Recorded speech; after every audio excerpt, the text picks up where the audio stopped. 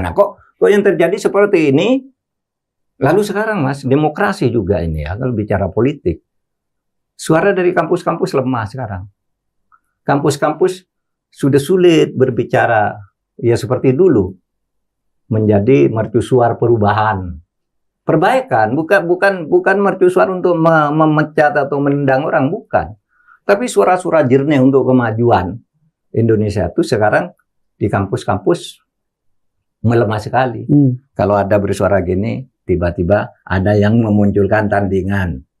Itu siapa sih yang munculkan? Kita kalau menduga-duga nanti wah fitnah, kan gitu kan. Tapi orang kan merasakan. Dulu nggak pernah ada yang seperti ini. Pak Harto aja dulu mendengarkan loh kalau kampus itu. Yang katanya Pak Harto seperti kaisar begitu hebatnya itu. Kampus menjadi bagian suara masyarakat sipil yang katanya menyempit sekarang, Pak ya? Sangat menyempit gitu. Nah, dan sekarang lebih lagi nih di bidang demokrasi politik terjadi banyak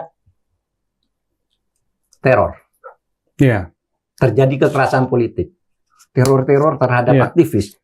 Saya belum melihat ada ya yang diselesaikan sampai tuntas gitu. Kasus-kasus teror kepala babi. Kemudian Molotov dilemparkan ke rumah. Molotov ke rumah. Yang terakhir Andri Yunus kan? Andri Yunus siram itu sampai sekarang masalah yang sesimpel itu masih berkutat. Siapa tersangkanya, di mana pengadilannya gitu. Itu simpel menurut Pak Mahfud ya? Ya menurut saya simpel sih. Aturannya sudah jelas, menemukan tersangkanya gampang. Yang penting polisi itu informasinya dipakai oleh aparat penegak hukum yang manapun. Apakah kejaksaan, apakah itu peradilan militer, auditor militer gitu kan, polisi punya bahan tentang itu gitu. Lalu dibicarakan apakah ini perlu pengadilan ini atau koneksitas atau peradilan apa kan gitu kan.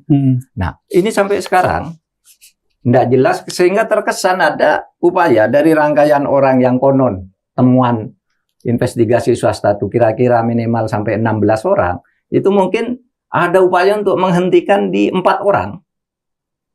Dan yang lain cukup dijawab, itu komandannya, kepalanya udah mengundurkan diri kok.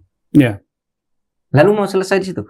Itu tidak bagus ke depannya. Tidak bagus bagi negara ini, tidak bagus bagi dia juga. Karena suatu saat dia tidak berkuasa, akan dibegitukan juga oleh penguasa baru. Gitu kan ya? Hancur negara ini. Kan semuanya harus punya komitmen.